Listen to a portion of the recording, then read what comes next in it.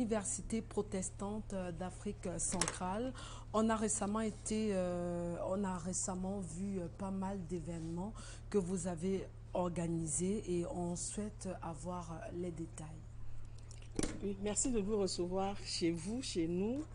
Effectivement, je suis là. Le prétexte, c'est le soixantenaire de l'UPAC qui a été célébré récemment. Parce qu'il faut le rappeler, l'UPAC, c'est la première institution universitaire du Cameroun.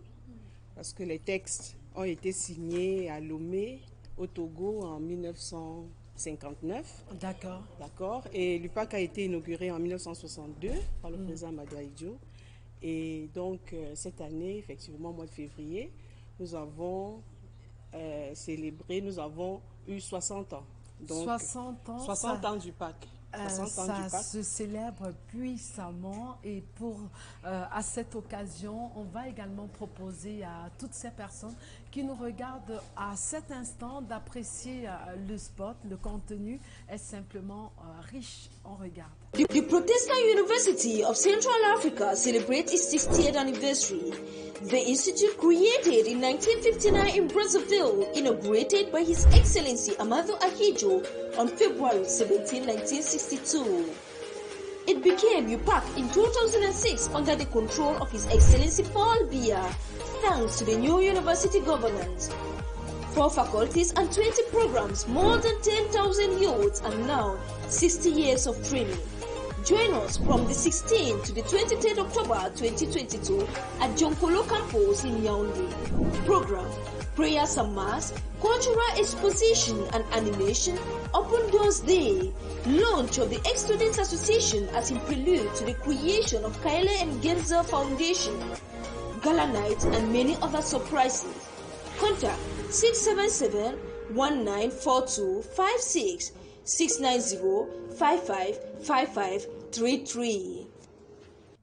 Voilà, c'était hyper riche du 16 au 23 octobre. C'était vraiment intense avec plusieurs activités à la clé. Alors, Madame ou Docteur Kouba, dites-nous quel bilan pouvez-vous nous faire concernant cette magnifique célébration 60 ans de l'UPAC? Je pense que je ne m'avancerai pas beaucoup en disant que le bilan est amplement positif. D'accord. Même si je ne suis pas la personne indiquée pour le faire, parce qu'il y a tout un comité d'organisation, il y a les autorités d'université, le conseil d'administration. Mais d'emblée, on peut déjà affirmer que le bilan était totalement positif. Toutes les grandes articulations prévues ont été exécutées, réalisées avec brio. Nous avons eu la cérémonie d'ouverture le dimanche, le culte d'ouverture, le culte de clôture également, le 23. Nous avons la soirée des galas, nous avons eu le colloque du 17 au 19 qui a été un grand moment de débat, d'échanges scientifiques, académiques, universitaires. Nous avons eu les journées portes ouvertes. Ouais. Bref, toute la communauté de l'UPAC, ses partenaires institutionnels, financiers et tout se sont retrouvés pour marquer le coup et vraiment dire que l'UPAC à 60 ans est mature et prêt à affronter les nouveaux défis. Les nouveaux défis, et si on en parlait, parce qu'on veut tellement savoir ce que l'Université protestante d'Afrique centrale nous réserve, par exemple, l'année prochaine. Donc, dans l'immédiat, d'abord, nous allons continuer à bien faire ce que nous savons faire. Ouais. L'UPAC, c'est 4 facultés. La faculté de théologie protestante et sciences religieuses, qui est la faculté mère, la faculté de sciences des relations internationales, la faculté des technologies, la faculté des sciences de la santé. Donc, nous allons continuer à faire ce que nous faisons. Et je peux d'ores et déjà vous dire, puisque nous sommes un peu dans les projets immédiats, que l'UPAC, la faculté de sciences de la santé, selon les indices qui nous viennent quand même de la hiérarchie, qui portent à croire que ce sera la faculté de médecine. Et donc, nous sommes assez fiers du parcours et nous pensons que le meilleur est à venir parce que l'UPAC, c'est une université et pas seulement une université avec quelque chose en plus.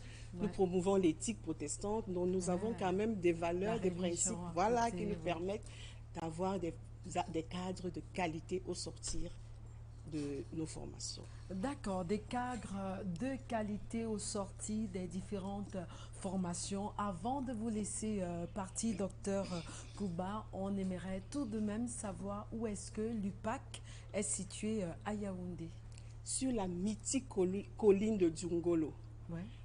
Donc l'UPAC, ne serait-ce que sur le plan géographique, est là où il faut être pour s'inspirer, pour savoir, pour réfléchir, pour penser la société camerounaise, la société africaine et nous préparer pour les défis de l'avenir. Donc nous sommes sur la colline de Djungolo.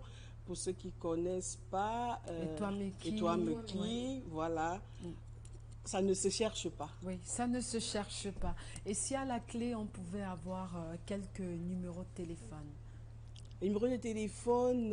Ou alors on conserve ce qui s'affiche. Tout à fait, tout à fait. On va les conserver et peut-être un mot de fin avant de vous laisser définitivement partir.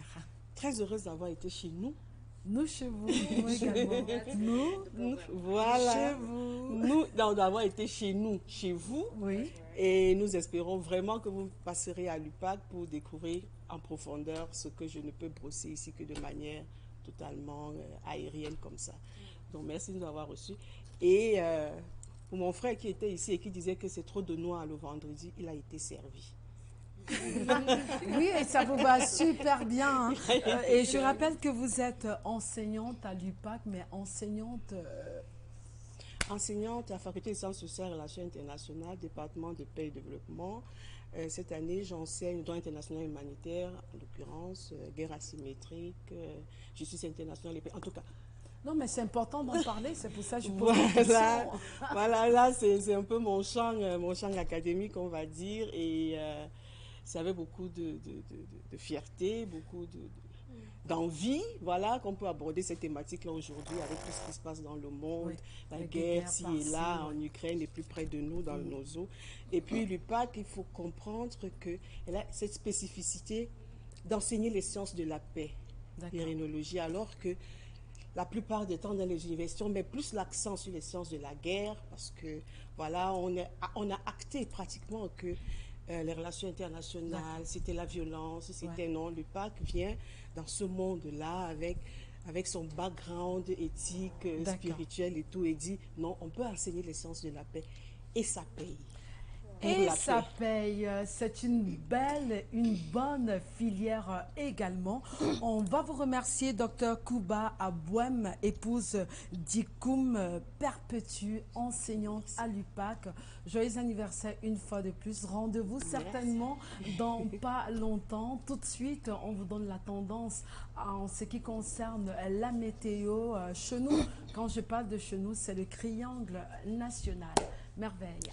Vendredi 28 octobre 2022, c'est l'instant météo. Aujourd'hui, on va commencer dans le littoral, précisément à Douala et ses environs.